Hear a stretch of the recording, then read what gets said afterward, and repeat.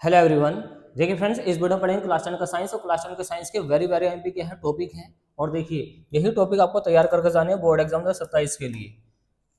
10th विज्ञान science के most MP topics हैं, महत्वपूर्ण प्रश्न या टॉपिक कह सकते हैं 2027 के लिए। देखिए पहला टॉपिक आपको तैयार करना है, ये आपको बताए जाएंगे अति लघु वाले और दीर्घ वाले, इसी टाइप के क्वेश्चन आते हैं बोर्ड एग्जाम में। देखिए पहला टॉपिक आपको तैयार करना है कि रासायनिक अभिक्रिया क्या होती है। देखिए रासायनिक अभिक्रिया होती क्या है, इसको बोलते हैं केमिकल रिएक्शन। इसमें क्या होता है, इसमें दो या दो से अधिक जो पदार्थ होते हैं, तत्व होते हैं, वो आपस में क्रिया करके कोई नया पदार्थ बनाते हैं, कोई नया तत्व बनाते हैं, तो उसको बोलते हैं केमिकल रिएक्शन। रासायनिक अभिक्रिया कहते हैं इसको, पढ़ लेना ध्यान से। अब है रासायनिक समीकरण। अब रासायनिक समीकरण में होता क्या है, इसमें तत्व तो भाग लेते हैं मगर उसके अंदर जो परमाणु होते हैं, परमाणु जो होते हैं उसके अंदर, जैसे कि Na है, Cl है, ये जो परमाणु होते हैं ये इक्वल कंडीशन में होते हैं, बराबर कंडीशन में होते हैं, मतलब दोनों ही तरफ क्या होते हैं, परमाणु क्या होते हैं, बराबर होते हैं, तो उसको बोलते हैं रासायनिक समीकरण। संतुलित रासायनिक समीकरण में भी यही है कि संतुलित रासायनिक समीकरण में जो परमाणु और अणु दोनों साइड में होते हैं, उत्पाद और अभिकारक वाले, वो क्या होते हैं, इक्वल कंडीशन में होते हैं, बराबर होते हैं बिल्कुल। तो रासायनिक समीकरण को संतुलित बाद में किया जाता है, परमाणु उसके बराबर करने के बाद में। ऑक्सीकरण क्या होता है, ऑक्सीडेशन कहते हैं इसको। ओके, ऑक्सीडेशन होता है, और एक क्या होता है, अपचयन होता है। तो ये सेल के अंदर होता रहता है, इसको पढ़ लेना ध्यान से। ओके, ऑक्सीडेशन और अपचयन ये होता क्या है। विस्थापन अभिक्रिया में आपको ध्यान पर रखना है, जो एक पदार्थ होता है जो अधिक क्रियाशील होता है, वो कम क्रियाशील तत्व को आप उसके स्थान से विस्थापित कर देता है, इस टाइप से चलता है, इसमें पढ़ लेना। द्वीप विस्थापन में भी ऐसे ही है, इसको भी पढ़ लेना ध्यान से।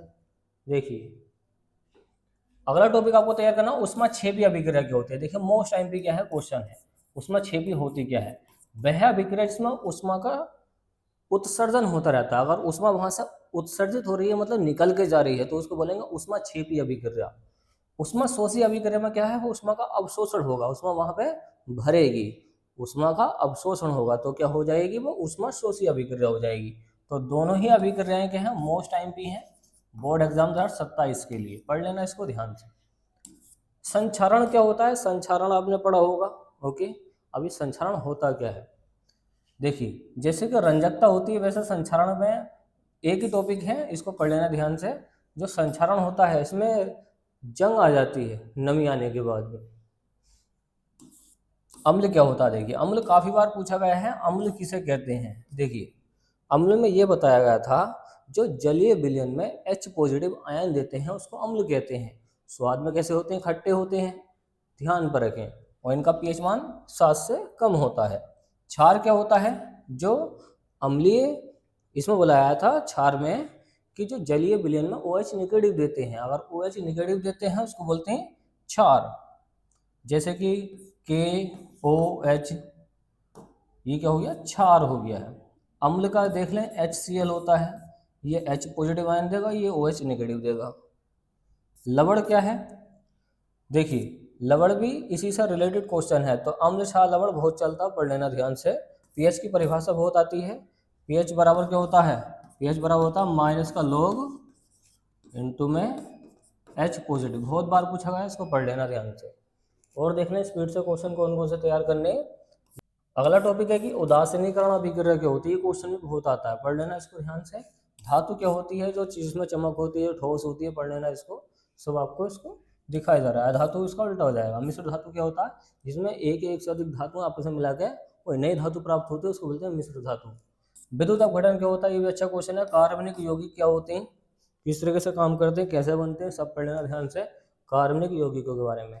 सह संयोजक बंध क्या होता है, मतलब डबल बॉन्ड क्या होता है, ट्रिपल बॉन्ड क्या होता है। ओके, इस टाइप के क्वेश्चन इसमें चलते हैं सह संयोजक बंध के अंदर। संतृप्त हाइड्रोकार्बन क्या होता है, वे हाइड्रोकार्बन जिनके बीच में क्या आता है, सिंगल बॉन्ड आता है। अगर सिंगल बॉन्ड आता है तो संतृप्त हाइड्रोकार्बन है। जैसे कि एग्जांपल के तौर पर ले लें CH4, तो C के साथ H जो है वो सिंगल बॉन्ड के साथ जुड़ेगा जाके, तो वो क्या हो जाएगा, संतृप्त हाइड्रोकार्बन। जिनके बीच में सिंगल सिंगल बॉन्ड आ जाता है उसको बोलते हैं संतृप्त हाइड्रोकार्बन। असंतृप्त में क्या होता है, जिसमें डबल बॉन्ड आ जाता है, जैसे कि मान लो C डबल बॉन्ड C, इस तरीके से। अगर डबल बॉन्ड आ जाता है, क्या आ जाता, डबल बॉन्ड आ जाता है इस तरीके से तो बोलते हैं उसको असंतृप्त हाइड्रोकार्बन। ये काफ़ी चलता है, एग्जाम में पढ़ लेना उसको। अब ये लघु वाले कौन कौन से क्वेश्चन तैयार करने वो देखिए कि रासायनिक अभिक्रिया के प्रकार बताओ। ये काफ़ी बार क्वेश्चन पूछा गया है। संतुलित रासायनिक समीकरण क्या होती है, क्यों आवश्यक होती है, इसके परमाणु क्यों पूरे करते हैं, इसको पढ़ के जाना ध्यान से। ऑक्सीकरण और अपचयन में अंतर बताओ, अभी बताया था। ऑक्सीडेशन और अपचयन चला था ना पीछे अति लघु में, इसको भी पढ़ने ना ध्यान से। संक्षारण के प्रकार अभी बताया था, उसके रोकथाम के उपाय किस तरीके से रोका इसको जा सकता है। रंजकता को कैसे रोका जा सकता है। पीएच का हमारे दैनिक जीवन में महत्व क्या है, जो पीएच की वैल्यू होती है वह हमारे जीवन में किस तरीके से महत्व रखती है। अम्ल और क्षार के गुण बता। देखिए अम्ल क्षार और लवण को जोड़ लेना इसमें मोस्ट इंपोर्टेंट है एग्जाम के लिए। ओके, इसी टाइप का क्वेश्चन आता है एग्जाम में जैसे आपको दिखाए जा रहे हैं। अगला है धातुओं के भौतिक गुण बताओ और अधातुओं के भौतिक गुण। ये काफी बार पूछे गए हैं धातुओं के भौतिक गुण। और अधातु अम्लों के साथ कैसे अभिक्रिया करती है, कैसे रिएक्ट करते हैं, ये भी काफी बार पूछा गया है कि विद्युत अपघटन की प्रक्रिया क्या होती है।